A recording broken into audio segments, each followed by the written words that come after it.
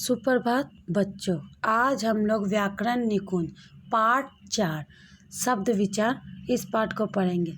शब्द जिनका एक सार्थक रूप होता है वैसे शब्दों को ही हम शब्द कहते हैं। इस पाठ में हम शब्दों का विचार करेंगे। एक या एक से अधिक वर्णों के मेल से, अर्थात एक से अधिक जब वर्णों का मेल अर्थात हम उनको मिलाकर लिखते हैं उनका एक सार्थक रूप निकलता है तो वे शब्द कहलाते हैं। यहाँ देखो उदाहरण के रूप में दिया हुआ लड़का, गंगा, कमल, पुस्तक। तो लड़का, गंगा, कमल, पुस्तक ये शब्द का सार्थक रूप है, अर्थात इन शब्दों को कहने से एक अर्थ निकलता है, इसीलिए ये शब्द के उदाहरण हो सकते हैं। शब्दों का वर्गीकरण, शब्दों को भिन्न भिन्न आधार पर 4 भागों में बांटा गया है। अर्थ के आधार पर, रचना के आधार पर, स्रोत के आधार पर, प्रयोग के आधार पर। अब हम इसको विस्तार से जानते हैं। अर्थ के आधार पर, अर्थ के आधार पर शब्दों को 4 भागों में विभाजित किया गया है। पर्यायवाची शब्द, विलोम शब्द, अनेकार्थी शब्द, एकार्थी शब्द।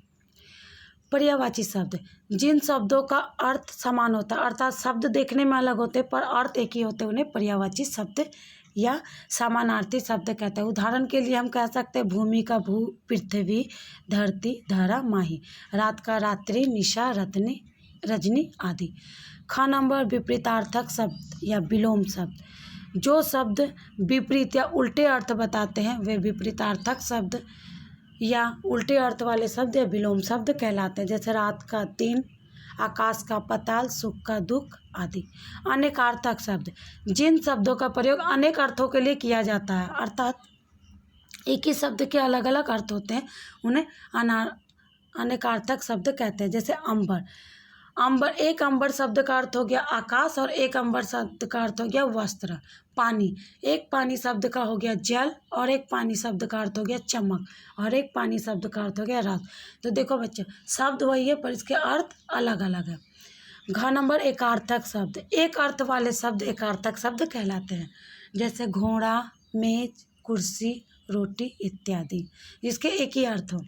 रचना के आधार पर, रचना के आधार पर शब्दों को 2 वर्गों में बांटा जाता है, मूल शब्द या रूट शब्द और व्युत्पत्ति शब्द। रचना के आधार पर मूल शब्द और व्युत्पत्ति शब्द। फिर व्युत्पत्ति शब्द को 2 वर्गों में बांटा गया, यौगिक और योग रूट। इस प्रकार रचना के आधार पर शब्दों के 3 भेद है, रूट, यौगिक और योग रूट। इस प्रकार रचना के आधार पर शब्दों के 3 भेद है, रूट, यौगिक, योग रूट। क नंबर रूट या मूल शब्द, जिन शब्दों के टुकड़ों का कोई अर्थ नहीं होता है और जो शब्द परंपरा से किसी विशेष अर्थ के लिए चले आ रहे हैं उन्हें रूट शब्द कहते हैं, जैसे घर, नल, आज, पुस्तक आदि। जब हम घर शब्द को तोड़ेंगे, घ जोर, आ जोर, र जोरा, इसके बाद इसका खंड नहीं होगा और फिर उस वर्ण जो हम लोग घर का वर्ण विच्छेद की उसका भी कोई और भी खंड नहीं किया जाएगा, ना ही कोई और अर्थ निकलेगा। तो इसीलिए ये रूढ़ या मूल शब्द के उदाहरण है। यौगिक शब्द, जो शब्द 2 या 2 से अधिक शब्दों से मिलकर बने हो, अर्थात जिनके टुकड़े का अर्थ हो, उन्हें यौगिक शब्द कहते हैं, जैसे पाठशाला। पुस्तकालय, जब हम पुस्तकालय शब्द को तोड़ेंगे तो पुस्तक जोड़ आलय, तो पुस्तक शब्द से हो गया आपका पुस्तक किताब और आलय शब्द से हो गया घर, तो जहाँ पर पुस्तक रखने का घर उसे कहते हैं पुस्तकालय। विद्यालय, विद्यालय को जब हम तोड़ेंगे एक शब्द हो गया विद्या, एक शब्द हो गया आलय, तो विद्या शब्द का अर्थ हो गया जहाँ से हमें ज्ञान की प्राप्ति, ज्ञान, और आलय शब्द का अर्थ हो गया घर। तब दोनों को जोड़ेंगे तो जहाँ हमें ज्ञान की प्राप्ति हो, जिस घर में हमें ज्ञान की प्राप्ति होते हैं उसे हम विद्यालय कहते हैं। योग रूट, 2 या अधिक शब्दों या शब्दांश के मेल से बनने वाले ऐसे शब्द जो किसी विशेष अर्थ में ही रूढ़ हो गए हैं, योग रूट कहलाते हैं। जैसे दशानन का हो जाएगा 10 जोड़ आनंद, 10 मुख वाला रावण। अर्थात योग रूट के अंतर्गत ऐसे शब्दों का मेल होता है, मेल से बनते हैं ऐसे शब्द जो किसी विशेष अर्थ को प्रकट करते हैं, अर्थात शब्दों का विच्छेद होता ही है तथा उसका एक अलग अर्थ भी निकलता है। जैसे पंकज, पंकज का जब हम विच्छेद करेंगे, पंक जोड़ ज, पंख से पैदा होने वाला, तो हो जाएगा कमल। स्रोत के आधार पर शब्दों के 4 भेद है, तत्सम, तद्भव, देशज, विदेशी। तत्सम, संस्कृत के वे शब्द जो अपने मूल रूप में हिंदी में ज्यों के त्यों हैं, अर्थात संस्कृत से आए हुए शब्द है और हिंदी में अपने ही मूल रूप में, इसमें कोई परिवर्तन नहीं हुआ है, ऐसे शब्दों को तत्सम शब्द कहते हैं। जैसे सूर्य, गृह, जल, विद्या आदि। आज भी इन शब्दों का प्रयोग इन्हीं रूपों में किया जाता है।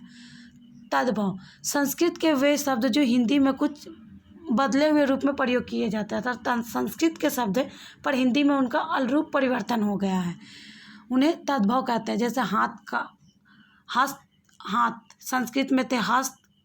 आग, संस्कृत में इसका उच्चारण था अग्नि। दांत, संस्कृत में इसका उच्चारण था दंत। पर हस्त को अब हिंदी में हाथ, अग्नि को आग और दंत को दांत कहकर भी शब्दों का प्रयोग किया जाता है। अब तत्सम और तद्भव शब्द, तत्सम अर्थात संस्कृत से आए हुए शब्द और तद्भव अर्थात संस्कृत से आए शब्द जिनका हिंदी में परिवर्तन हो गया है।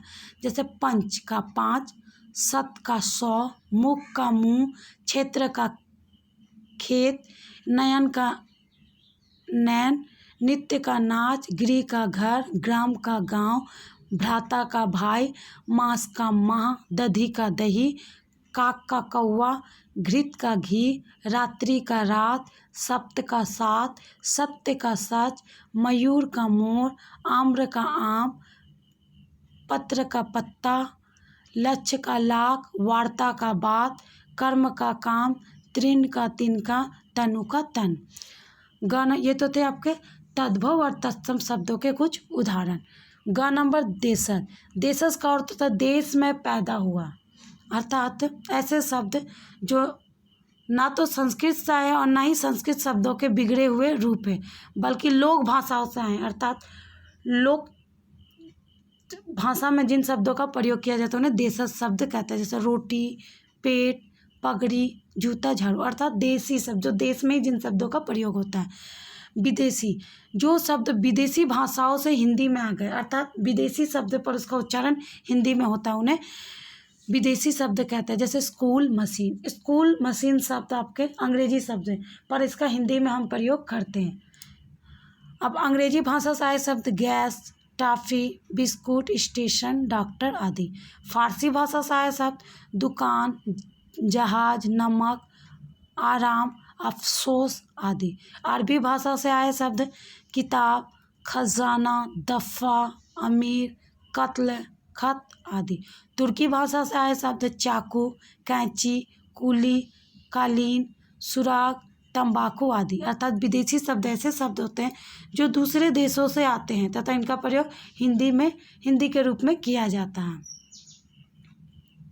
प्रयोग की दृष्टि से शब्द भेद, प्रयोग के आधार पर शब्दों के दो भेद है, विकारी शब्द और अविकारी शब्द। विकारी शब्द लिंग, वचन आदि के कारण जिन शब्दों का रूप परिवर्तन हो जाता है वे विकारी शब्द कहलाते हैं। संख्या में 4 है।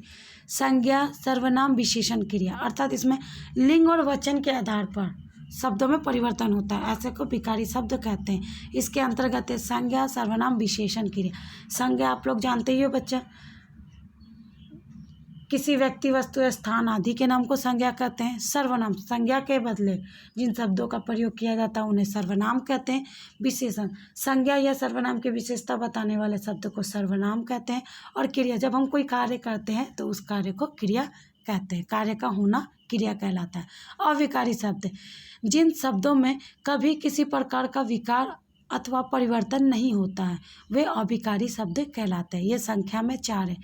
क्रिया विशेषण, संबंध बोधक, समुच्चयवादक, विस्मयादि बोधक।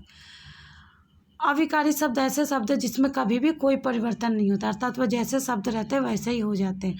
क्रिया विशेषण अर्थात जो क्रिया की विशेषता बताते हैं उन्हें क्रिया विशेषण कहते हैं। संबंध बोधक अर्थात जो 2 वाक्यों में या 2 शब्दों में संबंध बताते हैं। समुच्चय बोधक, समुच्चय बोधक मतलब समुच्चय को लेकर शब्दों का प्रयोग जिसमें किया जाता है। विस्मयादि बोधक, जिसमें आश्चर्य का बोध होता है, वो क्या है, विस्मयादि बोधक के उदाहरण होते हैं। तो हमने इस पाठ में क्या पढ़ा, शब्द क्या है, किन वर्णों के मिलाने से शब्द बनते तथा उसका सार्थक रूप होता है, शब्द के कितने भेद है, उसको हमने उदाहरण सहित विस्तार रूप में पढ़ा। आशा करती हूँ कि आपको ये पाठ समझ में आ गया होगा।